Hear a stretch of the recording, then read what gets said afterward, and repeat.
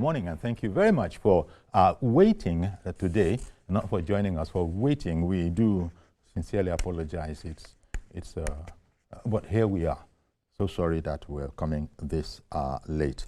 Our guest is Mr. Ademola Oshodi. Mr. Ademola Oshodi is Senior Special Assistant in the Presidency and a commentator on global affairs. He's joining us from our Abuja studios. Good morning to you, Mr. Oshodi.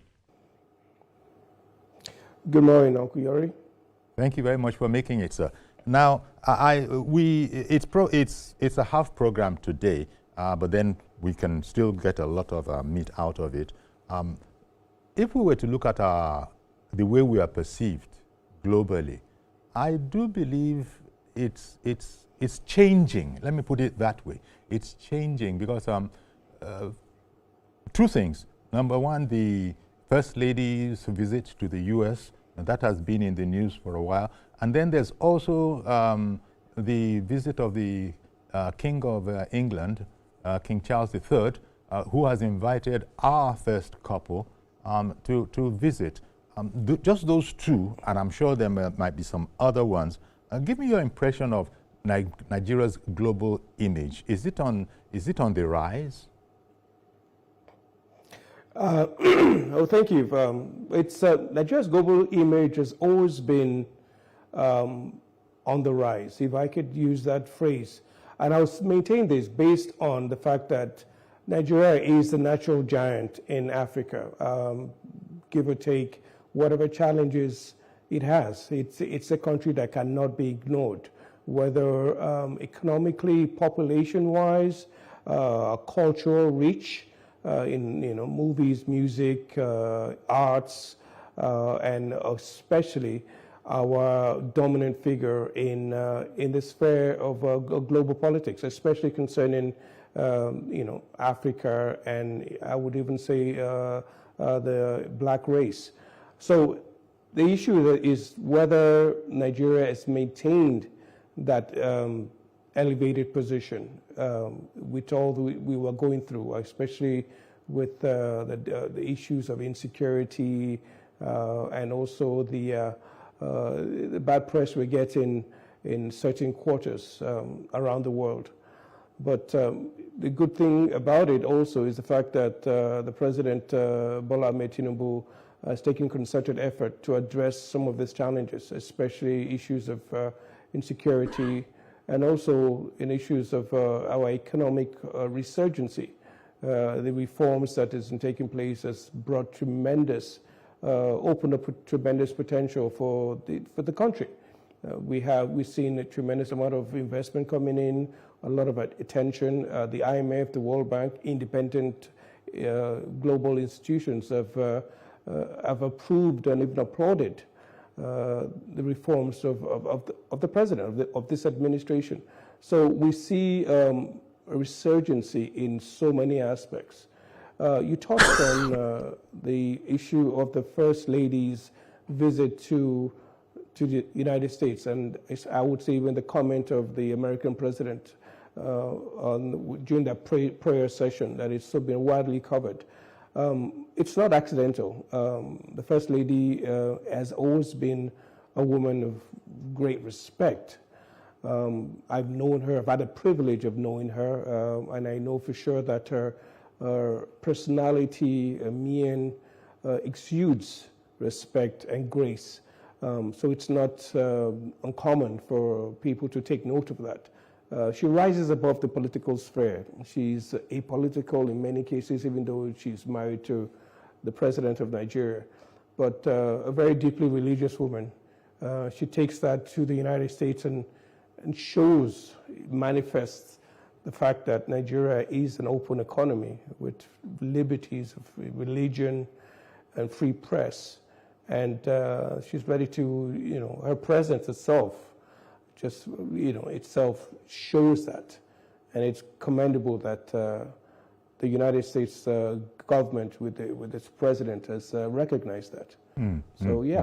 But yes, sorry, go ahead. I was wondering, maybe this is as good a time as any. Would you like to weigh in on the issue not to say controversy, the issue of Nigeria's PR initiative in the U.S., where it is reported that some, where there are some PR moves on our behalf. First of all, are those things in order? And some are attributing a lot of the news and perhaps a change of tune on behalf of President Trump to the work of such people. Well, Nigeria's PR is, I said, is better exhibited by our soft power. The presence of, the First Lady, Senator Oluremi Tinubu, is one of the best PRs we can have. Okay. Regardless of whatever systems or whatever people we partner with. Soft power is a huge amount of example of statecraft that goes beyond just institutions, foreign affairs and even consultants. We had the Pope, Nigerian president visiting the Pope during his investiture. That is huge. That shows the fact that the country is open for all religion and is peace and harmony. This is a Muslim president being invited by the Catholic Pope. So our PR goes beyond just mere institutions and organizations. The soft power is also something we miss. We miss, especially when Nigeria wins on the global stage, whether it's the Grammy Awards, whether it's been a few Nigerians actually in diaspora won the Super Bowl 2 nights ago, and they were celebrating with the Nigerian flag. That is also very big on our PR mandate. There have been stories of Nigeria partnering with bodies in the United States regarding being proactive on getting the information right, getting the narrative right on the wrong perception about this crisis we're going through that involves what the President of America called the genocide. So we have people, in all facets, including the First Lady, really directing our attention, giving out our own story, yes, our own explanation on how things are. So it's never enough. And I think our communication, regardless whether it's through the orthodox way or non-orthodox, is something that is very needed. We need to correct that narrative. Okay. I don't know, you probably know this a lot better than I do. The extent to which countries engage these PR institutions to work for them. And there was a sense in which perhaps our people they decided that, look, there's nothing to hide, let's be open about it. So there's all that detail out there that we do have people that are working for us. In hindsight now, whereas I'm not saying that anything should have been hidden, but now any positivity that's coming from yonder, perhaps fairly, unfairly, is now being attributed to the work of PR experts who are working on our behalf. In fact, some are even reporting it locally as any good thing you see is as a result of, these people now working, and that could be working in its negative, in a negative way for us.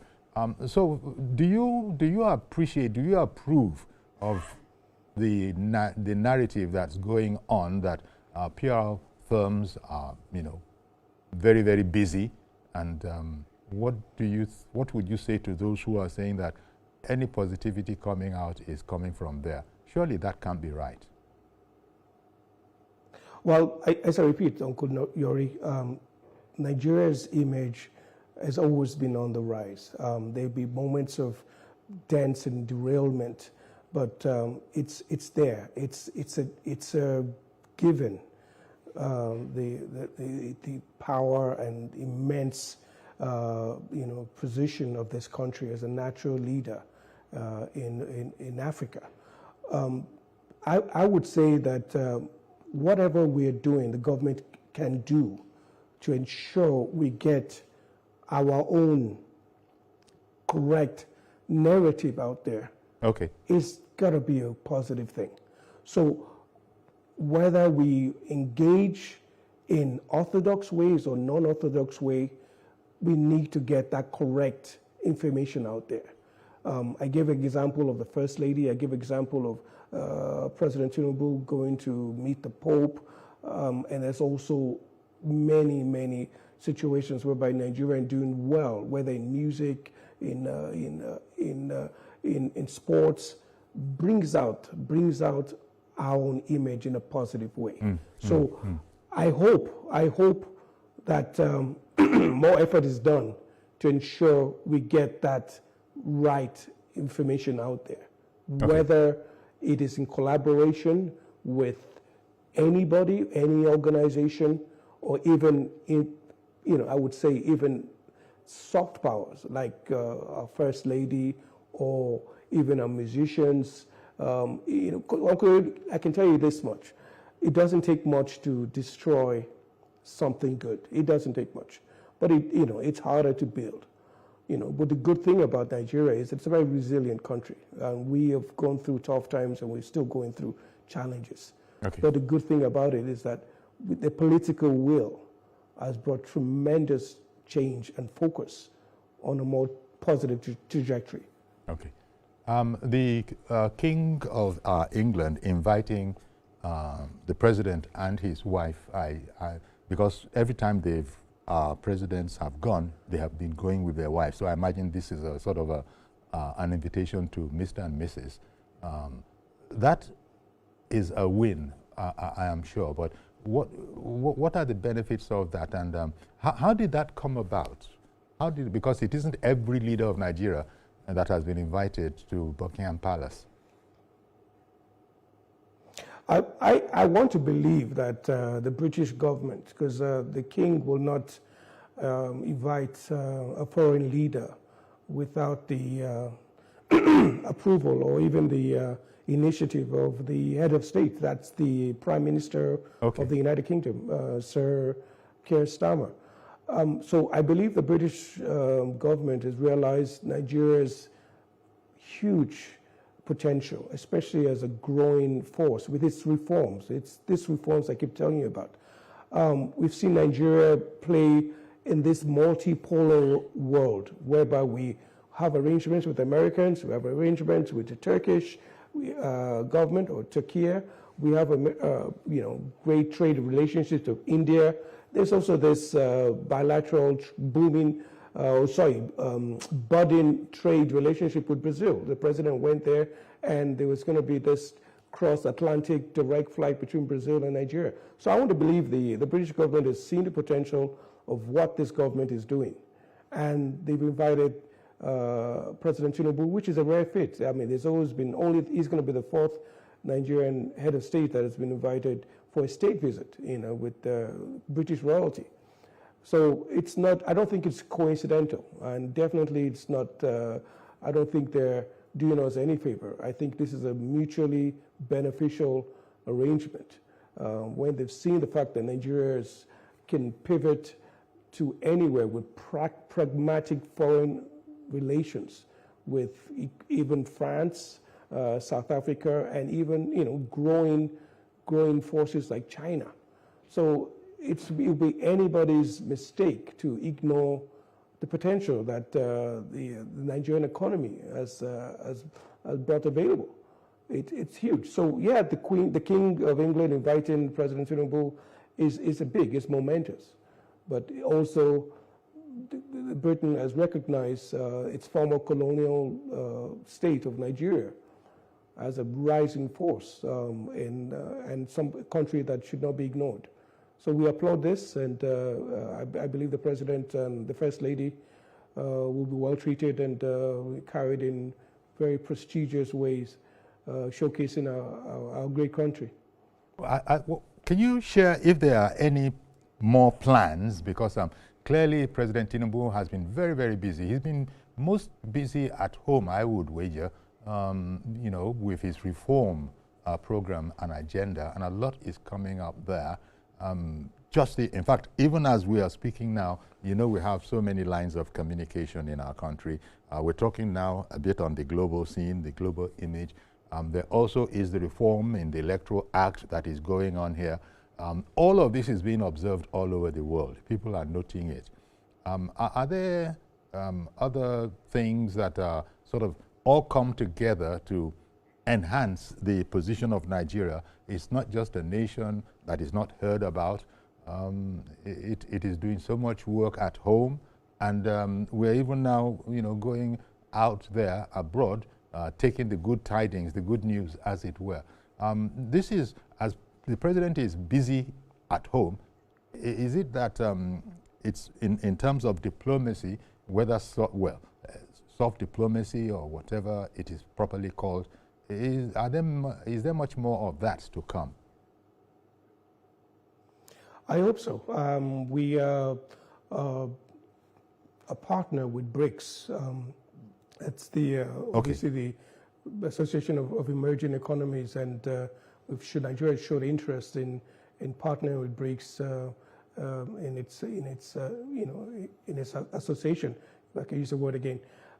We are also interested in G20. Nigeria has played a very, very strong role in showing its interest and collaborating with those emerging economies. But there's also, my own little love is areas that deal with soft power.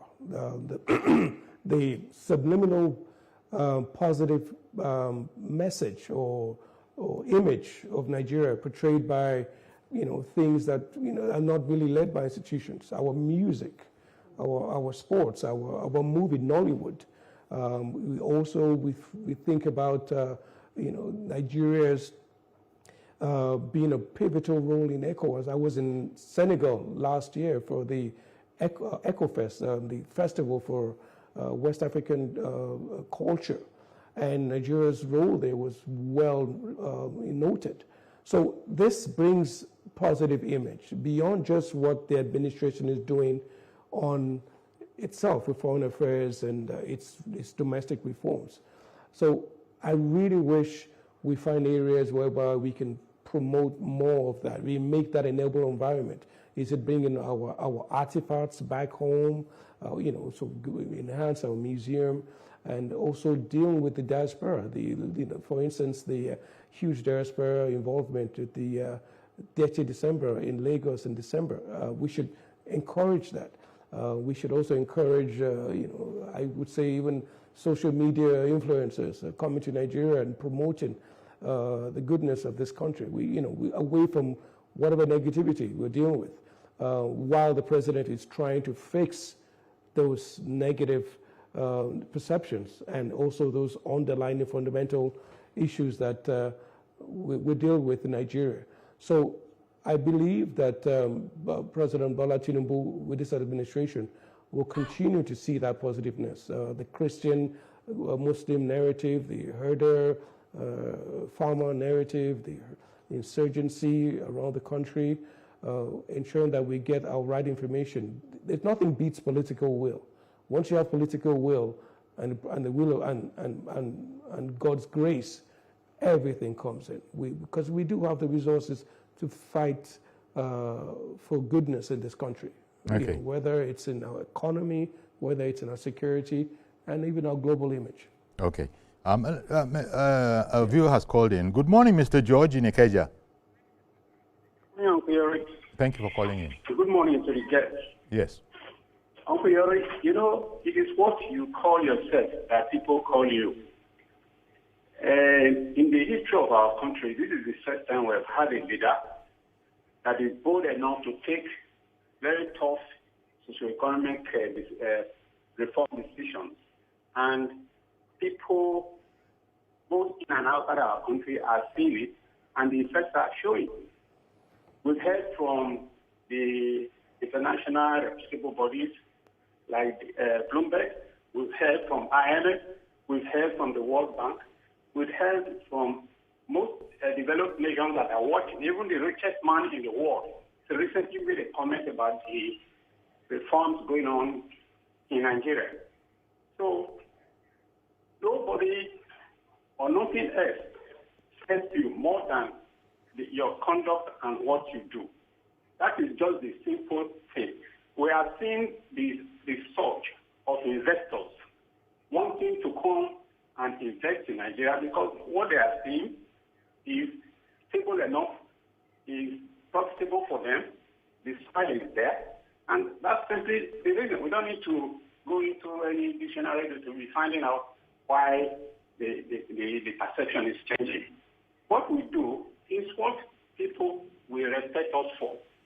And I personally commend Mr. President and his team for making me proud as a Nigerian. Anywhere I go now, I feel proud, and people respect me better. That's what we want. Okay. Thank you. Thank you very much. Mr. Oshodi, I guess this is the kind of thing that we're talking about. This is when we get a critical mass of this kind of a feel-good factor, that indeed it would have made all the efforts worth it. Absolutely, absolutely. And I want to believe in certain quarters it's a natural response to where the country is going. It's due to be one of the largest economies in the next few years. And it is a country that cannot be ignored. We talked about, in the beginning of the show, we talked about the global image of this country. And I think this is the essence of this invitation you've sent to me. I can see the country's economy growing to $1 trillion economy easily in the next few years. We're going through a very painful reform process, which I don't think anybody should ignore.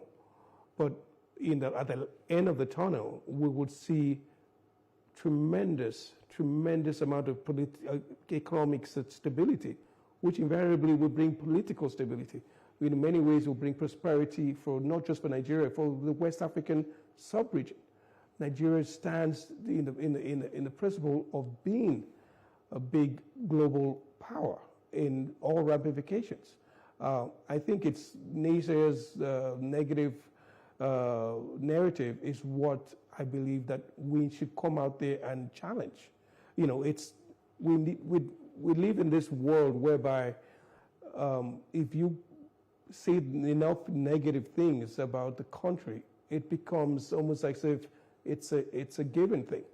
So the First Lady going to the United States and being recognized and shown by the American president is a good thing. It shows the fact that we can have a Christian identity in this negative perception and negative narrative about Christians being slaughtered, okay. Which is, of course, I'm a Christian myself, and it hurts me. All right. But it's important we have a balance. We have our own information out there to say this is how things are in the country.